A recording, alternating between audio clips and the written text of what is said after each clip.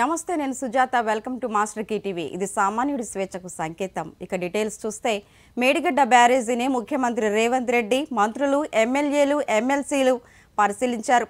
తొలుత బ్యారేజీ పైనుంచి కుంగిన పిల్లర్లను వీరు పరిశీలించారు. ఈ సందర్భంగా బ్యారేజీ దిగువ భాగంలో కుంగిన పిల్లర్ల వద్ద ఏం జరిగిందో అధికారులను అడిగి సీఎం తెలుసుకున్నారు. ఆ తర్వాత 21 పిల్లర్ వద్ద కుంగిన ప్రాంతం పగుళ్లు ఏర్పడిన ప్రాంతాన్ని సీఎం బృందం పరిశీలించింది. 7వ బ్లాక్లోని పలు పిల్లర్లను వీరు పరిశీలించారు. పగుళ్లు ఏర్పడిన ప్రాంతాలను రేవంత్ ప్రత్యేకంగా పరిశీలించారు. వీరంతా 3 ప్రత్యేక బస్సుల్లో మేడిగడ్డకు వెళ్లిన సంగతి తెలిసిందే.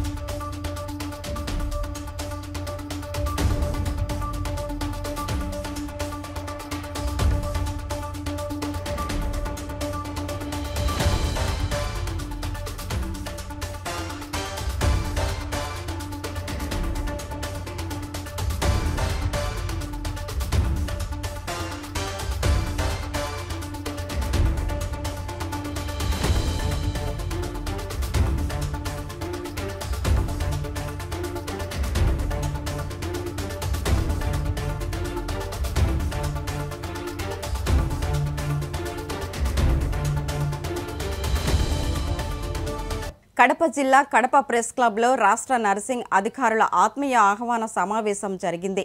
ఈ సమావేశంలో రాష్ట్ర కోఆర్డినేటర్ ప్రసాద్ మాట్లాడుతూ, రాష్ట్రంలో ఉన్న అన్ని నర్సింగ్ సిబ్బంది సమస్యల పరిష్కారమే లక్ష్యంగా పోరాటం చేస్తామని అన్నారు.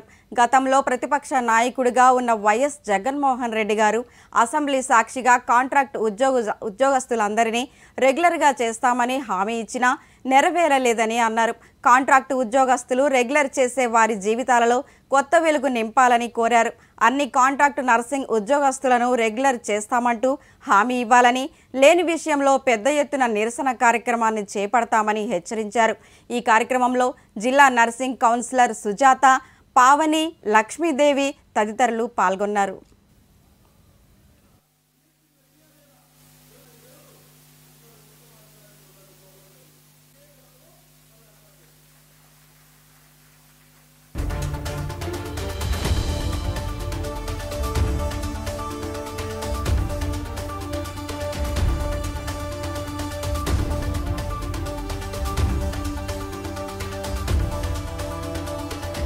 ఇంతవరకు మాకు న్యాయం చేస్తారని మేము నమ్మాము, కానీ మాకు ఇంతవరకు న్యాయం జరగలేదు. 2014 లోపల ఉన్న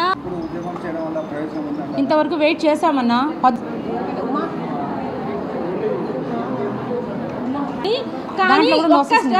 రెగ్యులర్ కావడం లేదు. నా పేరు స్వచ్ఛంద ప్రసాద్, రాష్ట్ర నర్సెస్ స్ట్రగుల్ కమిటీ కోఆర్డినేటర్గా విధులు నిర్వహిస్తున్నాను. రాష్ట్రంలో దాదాపుగా 11,500 మంది నర్సులు గత 14 సంవత్సరాల నుంచి కాంట్రాక్ట్ విధానంలోనే కొనసాగుతూ ఉన్నారు. ప్రస్తుత ముఖ్యమంత్రి కడప జిల్లాలోని పాత్రికేయులందరూ ఆల్ తెలుగు ప్రజా పార్టీని ఆదరించాలని ఆల్ తెలుగు ప్రజా పార్టీ నంద్యాల కడప రాష్ట్ర పరిశీలకులు ముండ్లపాటి పిచ్చయ్య అన్నారు. కడప కలెక్టరేట్ వద్ద జరిగిన పాత్రికేయుల సమావేశంలో ఆయన మాట్లాడుతూ, రాబోయే ఎన్నికల్లో కొత్తగా ఏర్పాటైన ఆల్ తెలుగు ప్రజా పార్టీ అధికారంలోకి వస్తే విలేకరులందరికీ గౌరవ వేతనం ఇవ్వడం జరుగుతోందని అన్నారు. విలేకరులందరికీ ప్రభుత్వ పథకాలు వారికి అందించడానికి పార్టీ కృషి చేస్తుందని అన్నారు. ఈ కార్యక్రమంలో కడప జిల్లాలోని విలేకరులు పాల్గొన్నారు. మాస్టర్ కి టీవీ, స్నేహ టీవీ, ప్రజాపాలన విలేకరులందరికీ ఆల్ తెలుగు ప్రజా పార్టీ తరఫున శుభాభివందనాలు. ఎందుకంటే రాబో ఎన్నికల్లో ఈ పాత్రికేయులు అనేవాళ్ళు నిజంగా ఆల్ తెలుగు ప్రజా పార్టీకి ఆదరించి వెన్నంటి ఉండి వాళ్ళు ఎక్కువగా వారి వార్తలు కవరేజ్ చేసేదానికి మీరందరూ కృషి చేయాలని చెప్పేసి విలేకరులందరినీ మనసా వాచా కోరుతున్నాను. ఎందుకంటే ఈరోజు ముఖ్యంగా అగ్రకులస్తులకు పేపర్లు ఉన్నాయి, కానీ పేద బడుగు బలహీన వర్గాలకు ఈ పేపర్లు మన వార్తలు రాయరు. అందుకనే మన పార్టీ ఆల్ తెలుగు ప్రజా పార్టీ యొక్క ఎండి కటికల శోభా గారి నేతృత్వంలో ఉన్నటువంటి స్నేహ టీవీ, మాస్టర్ కి టీవీ, ప్రజాపాలన యొక్క ఈ ఛానల్స్ ముఖ్యంగా రేపు కడప జిల్లాలో 7 నియోజకవర్గాల్లో పోటీ చేసే అభ్యర్థులను వెన్నంటి ఉండి వాళ్ళ వార్తలు కవరేజ్ చేసి వాళ్ళకు గెలుపుకు కృషి చేయాలని చెప్పేసి మీరందరూ కోరుతున్నాను. ఈరోజు ఆల్ తెలుగు ప్రజా పార్టీ అధికారంలోకి వస్తే విలేకరులకు నెలకు 10,000 రూపాయలు ఉంటున్న పారితోషికం ఇవ్వడం జరుగుతుందని అధిష్టానం పిలుపునింది. అదే కాకుండా వాళ్ళకు పిల్లలకు చదువులకు ఫ్రీగా ఎల్కేజీ నుండి పీజీ వరకు ఫ్రీగా చదువుకు ముందుకు వస్తుంది. విలేకరులకు వాళ్ళకు ఇళ్ల స్థలాలు అయితేనేమి, అక్రిడేషన్లు అయితేనేమి, వాళ్ళకు కావాల్సిన హెల్త్ సంబంధంగా, ఆరోగ్య సంబంధంగా అన్ని విషయాల్లో ఆల్ తెలుగు ప్రజా పార్టీ ముందు ఉంటుందని చెప్పి తెలియజేస్తున్నాం. అందుకే కడప జిల్లాలో వెళ్ళి పాత్రికేయులందరూ ఈ ఆల్ తెలుగు ప్రజా పార్టీని ఆదరించాలి. వాళ్ళ అభ్యర్థుల వెంటబడి ఉండి వాళ్ళ గెలుపునకు కృషి చేసేదానికి మీరందరూ చాలా కష్టపడి పనిచేయాల్సి ఉంటుందని చెప్పేసి ఆల్ తెలుగు ప్రజా పార్టీ నంద్యాల, కడప జిల్లా పరిశీలకులు ముళ్ళపాటి పిలిచేయని నేను తెలియజేస్తున్నాం. ఈరోజు మన వార్తలు బడుగు బలహీన వార్తలు ఏ పేపర్లో రావు, కానీ మన వార్తలు బడుగు బలహీన వార్తలు మన పేపర్లో మన ఛానల్లోనే ముఖ్యంగా ఫోకస్ అవుతుంది, టెలికాస్ట్ అవుతుంది. అందుకే పాత్రికేయ సోదరులందరికీ అందరికీ మనస్ఫూర్తిగా మీ అందరికీ రాబో ఆల్ తెలుగు ప్రజా పార్టీలో మీరెందుకు సముచిత గౌరవం ఉంటుంది. మీకు నెలకు 10,000 రూపాయలు ఉంటున్న గౌరవేతనం కూడా. గద్దర్ పేరు మీద యూనివర్సిటీని నెలకొల్పాలని ప్రముఖ జర్నలిస్ట్ యాదగిరి కోరారు. సోమాజిగూడ ప్రెస్ క్లబ్లో విలేకరులతో ఆయన మాట్లాడుతూ Gaddar award cine industry outlook అనే అంశంపై రౌండ్ టేబుల్ సమావేశం నిర్వహించడం అభినందనీయమని అన్నారు. సమావేశానికి ప్రముఖ జర్నలిస్టు నేత బిఏ రాజు ముఖ్య అతిథిగా పాల్గొన్నారు. ఈ కార్యక్రమంలో ప్రొఫెసర్ కంచ ఐలయ్య మాట్లాడుతూ గద్దర్ జీవిత చరిత్రను పాఠ్యాంశాలుగా బోధించాలని కోరారు. సినీ దర్శకుడు ఎన్ శంకర్ మాట్లాడుతూ గద్దర్ ప్రపంచ మేధావులలో ఒకరని, ఆయన జీవిత చరిత్ర మీద జాతీయ స్థాయిలో అవార్డు ప్రకటించాలని కోరారు. సినిమా రచయిత సుద్దాల అశోక్ రియాజ్, కొల్లూరు సత్యం, సినీ ప్రముఖులు సమిరెడ్డి, కవులు, కళాకారులు, మేధావులు, సినీ రంగ ప్రముఖులు, ప్రజా సంఘాల నేతలు ప్రసంగించారు.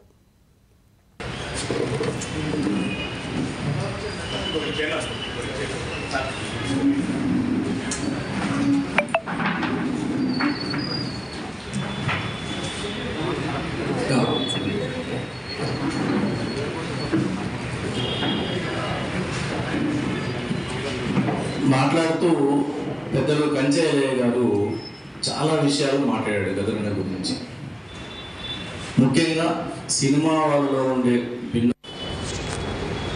మళ్ళీ ఆయన సృష్టించిన సాహిత్యం, కళలు ఏదైతుందో వాటన్నిటినీ ముద్రణకు సంబంధించిన విషయాలు టేకప్ చేయాలి. మొత్తం ఒక చోట ఆర్కైవ్స్ లాగా పెట్టి ఇట్లాంటి 4-5 ప్రపోజల్స్ ప్రెస్ ద్వారా రిలీజ్ చేశాను. సో మొన్న అనుకోకుండా గద్దర్ మొదటి వర్ధంతి సభలో సీఎం అనౌన్స్మెంట్. కడప జిల్లా బ్రహ్మంగారి మఠం మండల పరిధిలోని నెలటూరు పంచాయతీ మలుగుడుపాడు గ్రామానికి చెందిన కంచెల రామ్మోహన్ రెడ్డిని 5 మంది స్నేహితులు కలిసి గొంతు నిలిమి హత్య చేశారని పోలీసులు వెల్లడించారు. పెద్దమ్మ కొడుకులే హత్య చేసినట్లు పోలీసులు తెలిపారు. మరోవైపు హత్య చేసిన వ్యక్తులకు ఎవరైనా సరే, ఏ పార్టీకి చెందిన వారికైనా సరే వెంటనే దోషులను పట్టుకొని వారిని కఠినంగా శిక్షించాలని పలువురు కోరారు.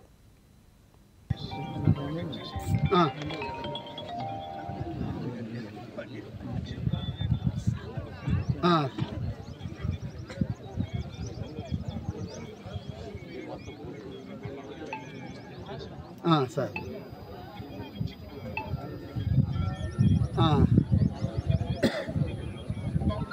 Sir sir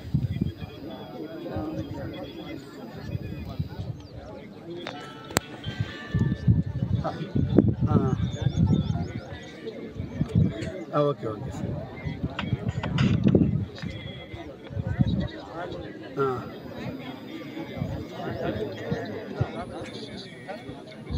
sir okay sir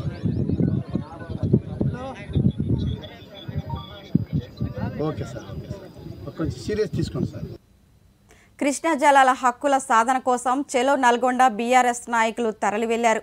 Telangana రైతుల ప్రయోజనాలను ఢిల్లీ తాకట్టు పెట్టేసిన కాంగ్రెస్ ప్రభుత్వం వైఖరిని నిరసనగా చెలో నల్గొండ బహిరంగ సభకు పట్టణ బీఆర్ఎస్ నాయకులు వెళ్లారు.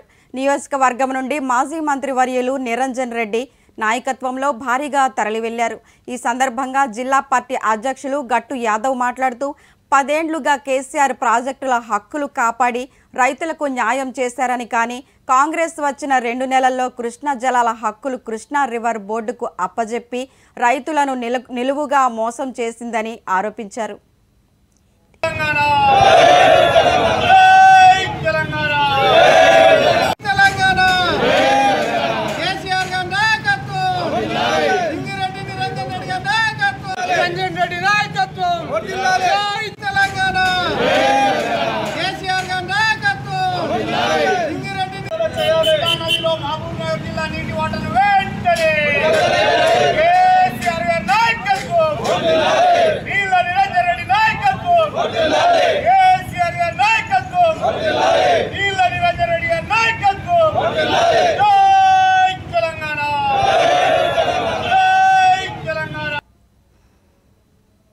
కాకినాడ జిల్లా సామర్లకోట మండలం జగనన్న ఇళ్ల స్థలాలు లబ్ధిదారులకు న్యాయం చేయాలని కోరుతూ ప్రజలు రాస్తారోకోకు దిగారు.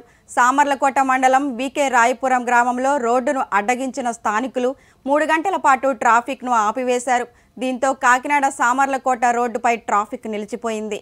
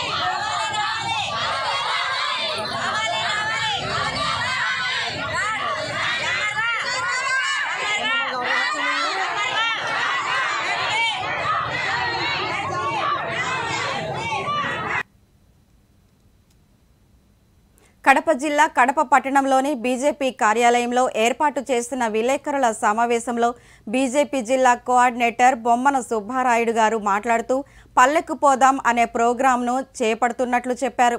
కేంద్ర ప్రభుత్వం ఆదేశాల మేరకు 470 గ్రామాలను సందర్శిస్తున్నామని, వారి సమస్యలను పరిష్కార దిశగా తీసుకెళ్లేందుకు కేంద్ర ప్రభుత్వం బీజేపీ చేపట్టినటువంటి కార్యక్రమాన్ని తాము కలసికట్టుగా పనిచేస్తామని తెలిపారు. ఈ కార్యక్రమంలో బీజేపీ జిల్లా అధ్యక్షులు సుబ్బారాయుడు, సుబ్బు, బాలప్రభాకర్, నాయకులు తదితరులు పాల్గొన్నారు. మేము ఈ కడప జిల్లాలోనే సుమారు 740 గ్రామాలు ఉంటే 740 గ్రామాలకు కూడా ఇంచుమించు ఒక 50-60 గ్రామాలు తప్పుదవుతే మిగతా అన్ని గ్రామాలకు కూడా మేము చేరాము. కానీ నిజంగా మేము ఏమనుకుంటున్నామంటే భారతీయ జనతా పార్టీ చేసినటువంటి కరోనా అంటే 10 సంవత్సరాల నుంచి అధికారంలో ఉంది. కానీ కరోనా నుంచి ఇప్పటి వరకైతే కనుక ప్రతి గ్రామంలో కూడా అంటే మేము వెళ్ళి ప్రతి ఒక్కరిని కూడా పలకరించాము. అంటే నరేంద్ర మోడీ గారు చేసినటువంటి అభివృద్ధి కానీ లేదా పాంప్లెట్లు కానీ రాష్ట్ర పార్టీ ఇచ్చింది కానీ ప్రతి ఒక్కటి కూడా మేము అక్కడికి వెళ్ళి ప్రతి ఒక్కటి అడిగితే ప్రతి ఒక్కరు కూడా అంటే చదువు వచ్చిన వాళ్ళు కావచ్చు, ఎడ్యుకేషన్ అన్ ఎడ్యుకేషన్ ఎవరైనా కూడా అంటే 65 సంవత్సరాల ఒక ఆమెను పోయి అడిగాము, అమ్మ మీరు కరోనా వ్యాక్సిన్ వేయించుకున్నారా అంటే అయ్యా 2 సార్లు వేశారు. అంటే మీరు ఏమన్నా డబ్బులు తీసుకున్నారా ఎవరన్నా అంటే ఏం డబ్బులు తీసుకోలేదా, నరేంద్ర మోడీ గారు మా ఇంటికే పంపించి నేను వద్దన్నా కూడా నాకు కరోనా టీకా వేశారని చెప్పారు. చాలా వరకు అందరూ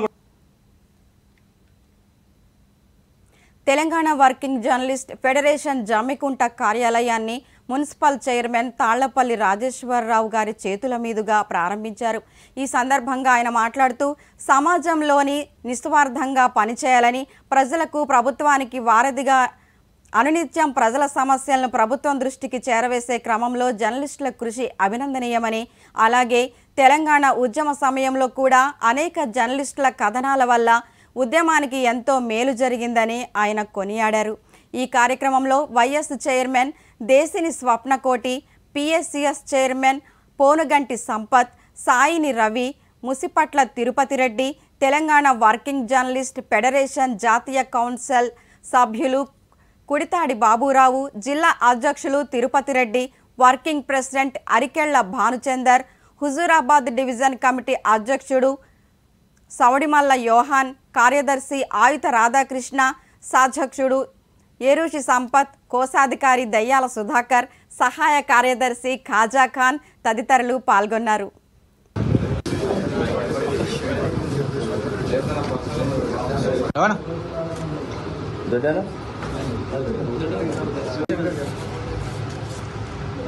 మీరు మామూలుగా రాష్ట్ర వేరే జిల్లా కావచ్చు, రాష్ట్రం కావచ్చు, మండలాలు ఇక్కడికి వచ్చిన ప్రతి ఒక్కరు కూడా మరి మమ్మల్ని పిలిచి ఇంత పెద్ద ఎత్తున గ్రాండ్ చేసినందుకు మా అందరితో కూడా మీకు ప్రత్యేక అభినందన తెలియజేస్తాం.